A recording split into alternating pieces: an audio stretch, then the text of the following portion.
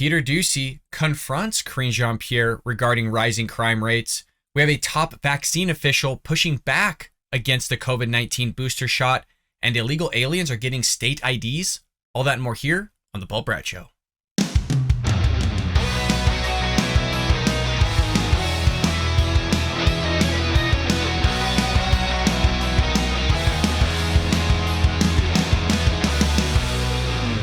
Welcome to The Bald Brad Show. It is Tuesday, September 27th, and as always, I couldn't be happier than to kick these mornings off right, doing The Bald Brad Show, and hanging out with all of you, my friends and true American patriots, where we come together as a community of conservatives and Republicans, go over the stories of the day, and bring you all the news and information you need to know about. So if you want to join us here at The Bald Brad Show and you haven't already, what are you doing? Hit that like and subscribe button. If you're over at Rumble, hit the plus and give us a comment down below. And if you're listening on any of the podcast airwaves, Apple, Google, Spotify, heck, folks, you can find us and listen to us anywhere and everywhere. Leave us a lovely 5-star review. Not only would you be helping a conservative, but most importantly, you'd be supporting getting conservative thought and ideas out there to new viewers who haven't seen our content or our channel. So your help and support would be greatly appreciated.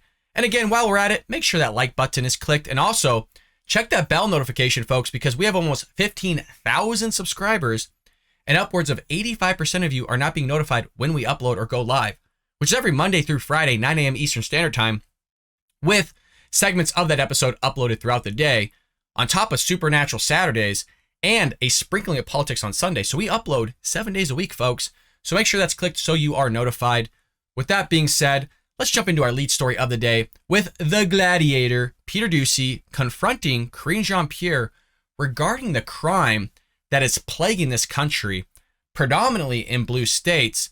And let's just see what Karine Jean-Pierre has to say about this crime. Let's go ahead and roll it. Thank you, Karine.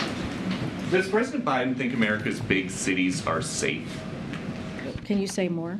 Well, we know that thefts and robberies are up about 20% in the first half of this year, so I'm wondering if he thinks America's big cities are safe. Are you talking about the New York Times story specifically? Or is that what you're referring to? The murder rate's still 30% above its 2019 level. They're all from the Council on Criminal Justice. So we've seen some high-profile examples of this. The Washington Commanders running back was being mugged. He got shot.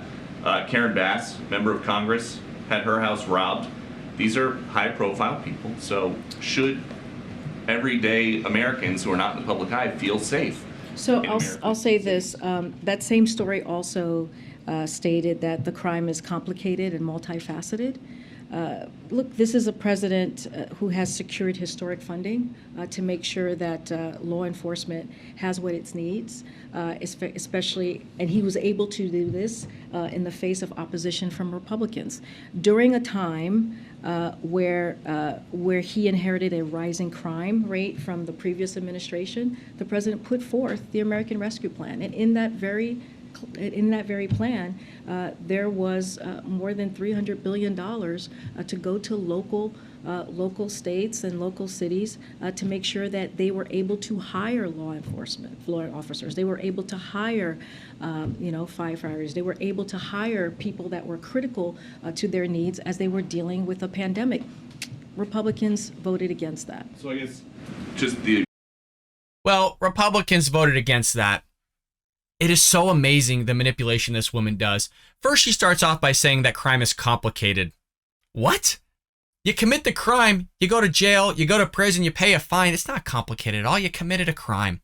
And then she's going to make it seem as if they're all defenders of the police all of a sudden after we just spent 4+ years of the Democrat Party and the progressive left saying to defund the police.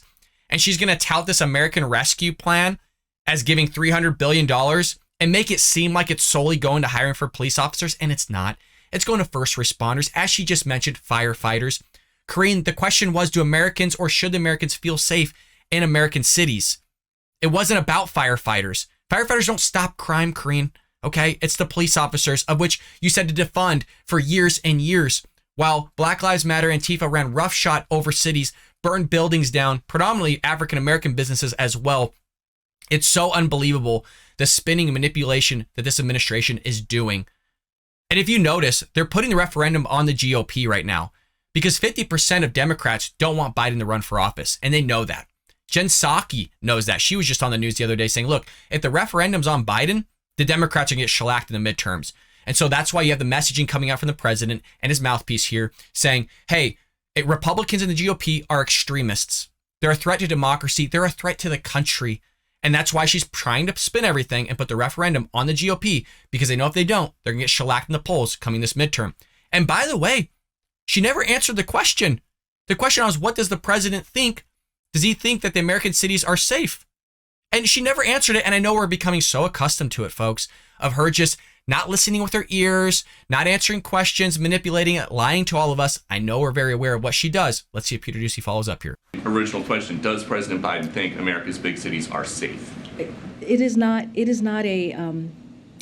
yes or no question. It is very much a question of what has he done? That's how we see the question, is what has he done? I'm done. That's how we see the question. Why the hell have the press there? Why do a press conference then, Karine, if you're just going to listen to their questions and just answer your own question that you made up with and not answer any of theirs? Maybe this all makes sense now as to what she's been doing the last few months of just not answering anybody's questions, because she's just answering her own damn question. She's freaking making it up herself. Can't believe that she just said that. This is how we see it. This is how we see the question, Peter. That's unbelievable. She's like living in her own reality here. So there you have it, folks. That's why the Biden administration, one of the many reasons I'm sure as to why they're not answering anybody's questions, because they're making up their own questions to questions that were never asked in the first place.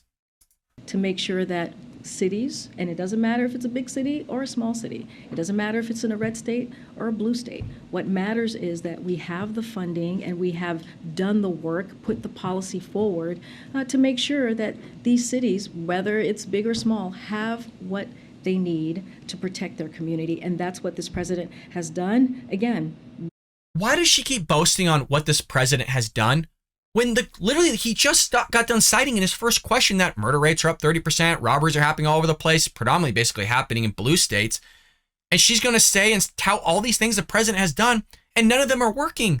We've talked about this with illegal immigration. She's boasting about, we gave like $80 billion to DHS, and we got more border security and more technology down there. We're helping the process. All the while, you literally broke U.S. history, illegal immigration.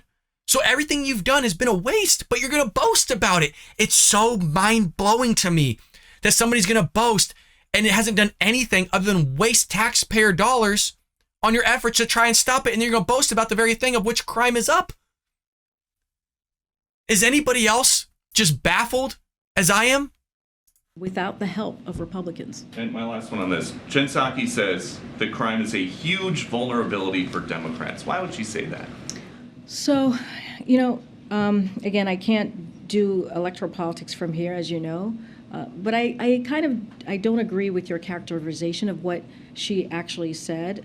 But I'll say this, and I've already said this already. The past few months, what we've been able to do is create a pretty much clear split screen of what we are doing to deliver for the American people and what Republicans refuse to do.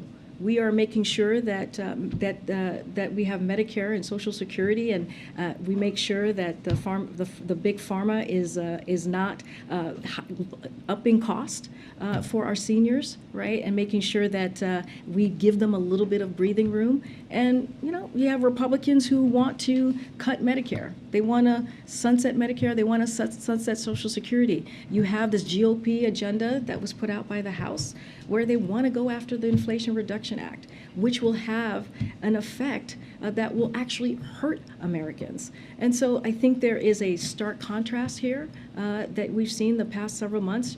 I would argue the past 19 months. What a liar. What a liar. And it's frustrating as hell. Just here's the thing, you guys.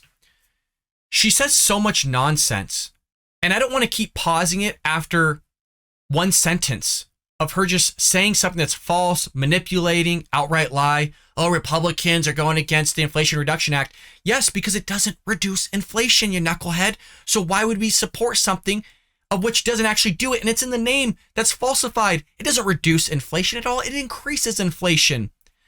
It's so frustrating to be dealing with this administration. And no wonder 50% of Democrats don't want that guy to run again because they suck. I mean, I thought Obama was bad, you guys. Hell, this guy is just terrible. Terrible. She's terrible at her job. Jen Psaki was terrible at her jobs. The comms, the PR of the White House is terrible at their jobs. Their foreign policy is terrible. I mean, could somebody name a good thing that the Biden administration has done? I'm sure it's out there, but I'm talking really like a holistic view, really concrete thing, because everything in big picture just sucks. Again, you got to love the boasting from this administration. Oh, we're spending so much money on illegal immigration and trying to curb it, all the while you're broken records. Oh, we're spending so much money. We're hiring more police officers than ever before. And you got just massive surge of crime happening in blue areas of which you're trying to hire more police officers. It's just, you can't make it up, folks. Well, moving into our next story of the day, we have a top vaccine expert that's been advising that healthy young people should not get the latest COVID-19 booster shot because, quote, there's not clear evidence of a benefit. I would like to point out, if you said this, I don't know, a year and a half ago, maybe 2 years ago, you would be banned, censored, removed off Twitter, Facebook, Instagram, like all of social media for saying this very same thing. I mean, we've been saying this even about the vaccine, that it was first sold as, oh, you can't get sick. You know, you're not going to be able to contract it nor, spread it to anybody else. And that turned out to be a false lie. So you could contract it. It's just the symptoms aren't going to be as bad. You could spread it. So everything that was sold to us was basically just a bunch of baloney. So you have Paul Alfit, who's a director of the Vaccine Education Center at Children's Hospital Philadelphia, also known as CHOP, a professor of pediatrics at the Perelman School of Medicine at the University of Pennsylvania, and also a member of the National Institute of Health. Basically, this guy knows what the hell he's talking about. So Offit is also one of the few vaccine experts, by the way, that's voicing caution regarding the new COVID boosters. And we need more people like this, not less. I mean, how many jabs are you supposed to freaking get? I mean, how many vaccinations had we had in the past where you just have to keep getting them? I don't know of many. But now all of a sudden you got to get boosters after boosters. And they're like, hey, oh, by the way, we're going to treat this basically like a flu shot. So it's not really a vaccination then. It's just a flu shot, basically. You're not actually getting rid of it or preventing it. You're just diminishing the symptoms that you may or may not get from COVID-19. Because again, some people aren't showing any symptoms at all. But they're going to keep pushing this on children. Moderna's mRNA booster shot was approved by the FDA for individuals 18 years or older, if you recall. And then you have the Pfizer from biotech, and their version was authorized for 12 years or older. And they're going to still push this upon kids. And by the way, it's not the Republicans or conservatives that are pushing this on kids. It's the Democrat Party and the progressive left, because they like pushing this kind of stuff. And it's so funny, right? Because in our first segment, we just had Karine Jean-Pierre go, oh, we're trying to separate the American people from basically big pharma. Trying to make big pharma as the evil ones. All the while, they're the ones that are pushing this whole agenda upon children and kids. And so you had Dr. Paul Offit going on CNN here and basically having a voice of reason, telling people that, hey, there's not really a good reason to get the booster shot because the evidence kind of shows that there's almost sometimes more risk getting the booster shot than reward from it. Let's go ahead and play this together. Idea is there. The panel is meeting today. It's likely that they're going to recommend, right, this booster that does specifically target Omicron. So when people are trying to understand the difference, how do you explain it to them? Well, here's what I would say. I think the question is who really benefits from another dose. I mean, the CDC has shown that people who've gotten 3 doses are generally are less likely to be hospitalized than those who got 2, and those who got 4 were less likely to be hospitalized than those who got 3. But who are those people? Who are those people who are getting hospitalized? It really falls into 3 groups. One is the elderly, meaning people over 65. 2 is people who have the kind of serious health problems, say chronic lung disease, which when they get a mild or moderate infection, lands them in the hospital. I just want to pause it there because if you recall, everything again he's just saying, you couldn't say like a year and a half, 2 years ago. If you said that you were most likely to be severely at risk to dying from COVID-19, if you had 4 or more comorbidities, you were most likely going to die or be severely hospitalized. And you were censored, removed, deplatformed off all of social media, even though it was a fact. And people were like shaming you for saying a clear fact. But now you can come out 2 years later and say the obvious. And remember, folks, we were all conspiracy theorists about this stuff. Everything that we said was false. And now look whose screen you're looking at. This is CNN. The people that said we were all conspiracy theorists for saying the exact same crap that this guy is saying. It is so baffling from these progressive left that don't know crap. And now all of a sudden, everything that we just said 2 years ago is coming to fruition and being true. Hospital. And 3 is people who are immune compromised. I think what the advisory committee is going to be voting on later this afternoon is are we going to allow distribution of the Moderna vaccine for everybody over 18, of the Pfizer vaccine for everybody over 12? And what I fear is that they're going to say everybody should get it, when in fact a healthy young person really is unlikely to benefit from a booster dose. And so I hope they target it more specifically to those really who are most likely to benefit from this additional dose. So if they don't, because right now as it stands, if you are 50 and over, or if you have, a pre-existing condition, yes, you could be eligible. But otherwise, as you point out, younger people are not. If it is, in fact, authorized, Pfizer would be authorized for 12 and up, as you point out, Moderna 18 and up. Why not get it, right? If it does give you, even if it's a smaller benefit, is there any reason not to get the booster? I think when you're asking people to get a vaccine, I think there has to be clear evidence of benefit. And we're not going to have clinical studies, obviously, before this launches, but you'd like to have at least human data. People, getting this vaccine, you see a clear and dramatic increase in neutralizing antibodies. Did you just hear what he said? We're not going to have clinical data. We're just going to throw this out here like we did with all the other vaccines. Nothing to prove that it's actually going to work. Nothing to prove that it's actually going to benefit you. But hey, we're going to throw it out there to the American people, and not just the American people, but your children. And that's the main focus they want here. And if you recall, he just said, it's not really going to be a benefit for children.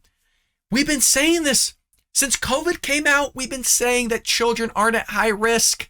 The data points were freaking basically zero. They weren't exactly zero, okay, folks, but they were so low of somebody under a certain age passing away or being severely hospitalized from COVID-19. Yes, it happened, but severely zero practically, okay?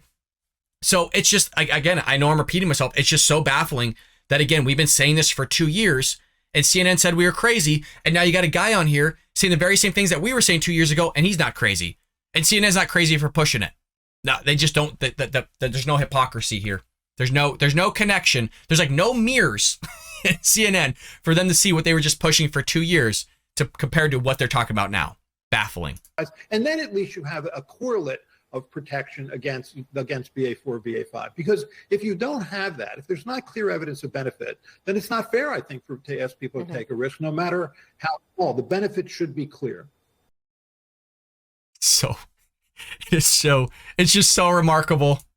Like, speaking logic, saying the same thing that Republicans been saying for freaking 2 years. All of a sudden, it's just an accepted viewpoint. Well, folks, on September 21st, Offit actually wrote an op-ed in the Wall Street Journal, and he titled it "CDC Oversells the Bivalent COVID Shot." And he said the CDC recommends that everyone over 12 receive this COVID-19 vaccine as a booster dose, but only a select group are likely to benefit from it, and the evidence to date doesn't support the view that the vaccine containing Omicron or the subvariants is better than the monovalent vaccine. The CDC risks eroding the public's trust by overselling the new vaccine shot. Look, they lost a lot of the public's trust anyways for the way they pushed everything. I was for Anthony Fauci at the way beginning. And then he was like, hey, we're going to mask up 5 times. Take 80 booster shots. Okay? Excuse me, Senator. You quite frankly don't know what you are talking about. Okay, the highest paid government employee ever just completely shellacked the whole COVID-19 thing. And the CDC, the same as well. According to data, and this was just released on Thursday, so it's new data, an estimated 4.4 million Americans received the new booster. The figure represents approximately 1.5% of the U.S. who are eligible to receive the injection. Remember that there was like a whole racism thing too that was being pushed, that the vaccine itself was racist because supposedly minorities couldn't get it in the same way that other people could get it, even though it's basically free for everybody and people could go down and get it. They just weren't getting it. but it was just still racist regardless of people making their own decision whether to get the vaccine or not. And they just kept pushing this whole racist thing. I mean, just the sheer manipulation from the media on COVID-19 was mind-boggling. Mind you, I teach statistics. I'm not saying I know everything. I'm not saying I'm the all-knowing power, but I'm also not an idiot when it comes to stats. The sheer just blatant lying they were doing.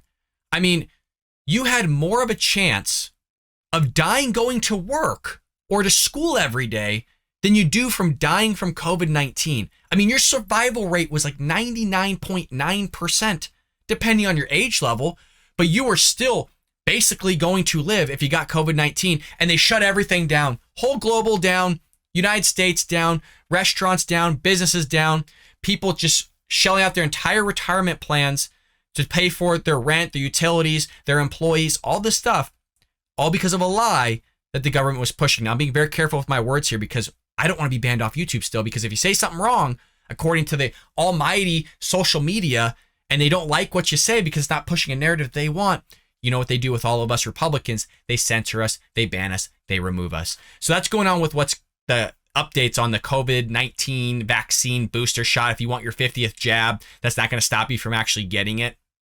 So Democrats, you just got to love the way that they govern. Speaking of the way the Democrats govern, folks, I hope you're sitting down for this. This is about my home state here, and boy, oh boy, does it piss me off.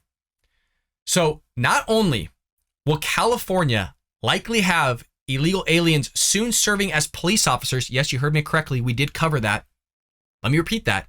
Not only will California likely have illegal aliens serving as police officers, it will now be the first state in the union to allow criminal non-citizens to obtain a non-licensed standard identification card. Yes, folks, that is a state ID. If you are a legal alien or you're a criminal illegal alien, you get an ID. This is, wait till I get into the details, folks. This is nuts. Absolutely. And by the way, if California's doing this, this has an opportunity to go in other leftist-dominated areas, New York, Washington, D.C., heck, primarily, you're looking at probably Seattle, Portland, Oregon, places like that. So this was passed by California State Assembly on August 30th. The so-called California ID for All was signed into law on Friday by our lovely Governor Gavin Newsom, who's supposedly running for presidency. Newsom's office touted the move as a critical step for inclusion. It's all about inclusion and equity and equality for all, folks. He stated that California is a state of refuge, a majority-minority state where 27% of us are migrants. You see how he lumps that in? He lumps in legal versus illegal and just we're all immigrants. He suggested further that the conferring of IDs by the Department of Motor Vehicles, the DMV, to criminal non-citizens will help make the state stronger. Man, what a selling point. It's going to make you stronger. Oh, yeah. By having our taxes go up, folks, to pay for all this. Yet Democratic Assemblyman Mark Stone, he's the one that introduced the bill. He claimed that it would bring equity to those who have been unable to access basic life essentials because they have not legally recognized identification. They can't get food, water, shelter, folks, supposedly. I don't know. That's life essentials, right? Food, shelter, water, Maslow's law. Illegal alien drivers have been able to acquire a license since 2015. Over 1 million of the estimated 2.7 million illegal aliens living in California have done so already. This comes according to the California Immigrant Policy Center. That leaves approximately, folks, 1.6 million undocumented people that are eligible and could benefit from having a state government issued identification card. 1.6 million. Although non-drivers who are in the country illegally could alternatively use a consult ID or a foreign passport to corroborate their identities, it is often dangerous or outing process, hence making them feel unsafe and invulnerable. And it's basically revealing that they're foreign nationals living in the U.S. Well, the law specifies that the enforcement of federal immigration laws does not constitute an urgent health or safety need. So indications on the license that the holder is an illegal alien will henceforth be omitted. Oh, goody. Basically can't do anything about it. Oh, you're illegal alien? No idea. Any documents used to acquire the ID will not be made public record. You you really can't make this up, folks. And it only gets worse. You had another Democrat assemblyman saying the legislation moves us one step closer to true equity for our undocumented neighbors. Just say, screw everybody else, man. You know, they're putting all this time and money into take caring of our undocumented neighbors. All the while, literally, Los Angeles has a quarter of the homeless population, of which some of them are vets. Our vets can't get into to get the health care that they needed. You got, again, a quarter of the population just doing fentanyl, drugs, they're living on the streets. You know, let's not focus on that, but let's make sure all the undocumented people that broke the law to get here are just licensed up and ready to go. And if you recall, Mexico has different laws that are stricter than we do. To obtain a Mexican driver's license, folks, to put in perspective, an applicant must provide a copy of his visa confirming legal status, his or her international passport, his or her birth certificate, and a proof of address in the country. Nope, you want to come here legally? Hey, just sign up, fill out a piece of paper. You don't need to prove shit.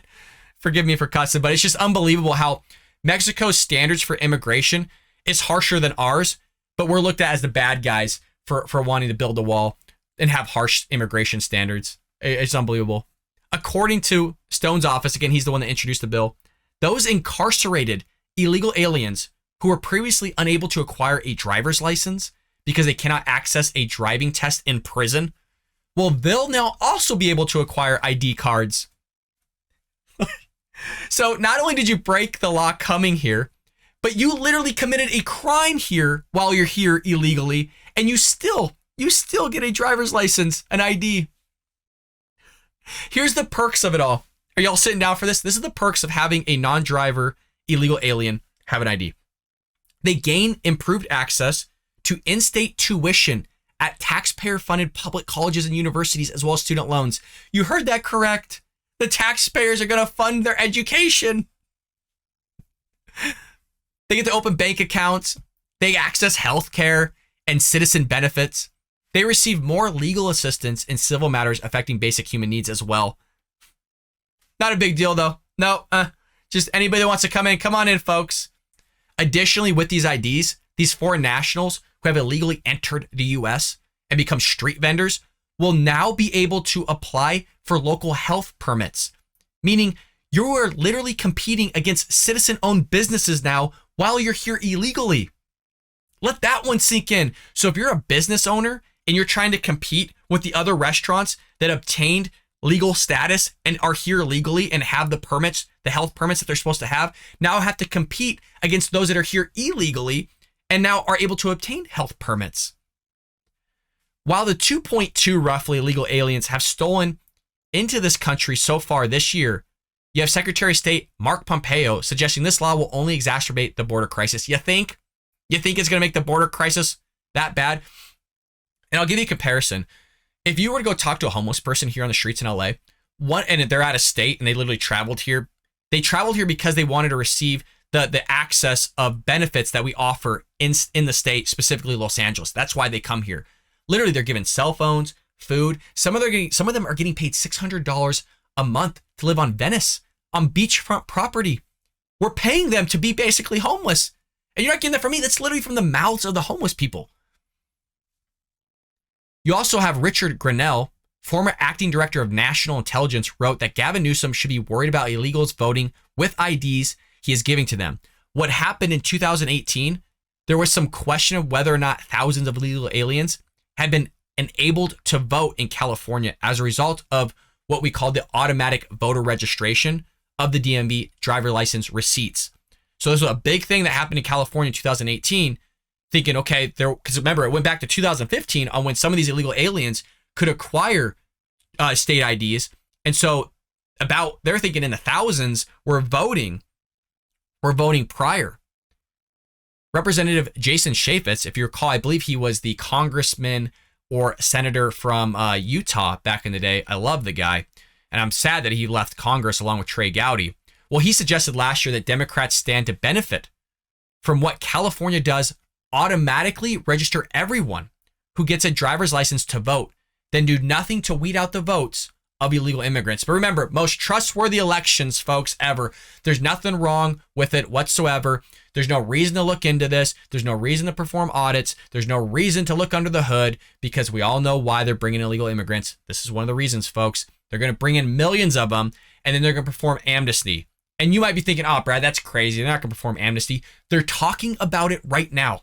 There's over 22 million illegal immigrants in our country. That's over 10% of our population, roughly, give or take, depending on how many illegal immigrants you want to throw in there, that are eligible to vote if they were to perform amnesty for all. Who do you think they're going to vote for, you guys? You think they're just going to vote red? You think they're just going to do that? Or do you think they're going to feel like they owe the Democrat Party for allowing them to flock here illegally? Let me know what you all think about this in the comments below. But if it's happening here, it might happen in other states like Massachusetts, like Seattle, Washington, like Portland, Oregon, like New York City. I mean, the list goes on and on for these blue states. They're all on look here and might implement it in that very state of which you live in, folks. As always, make sure to hit that like and subscribe button. Make sure the bell notification is on. Again, check that like button, folks. It really does help us. With that being said, I'll see you tomorrow here on The Ball Brad Show.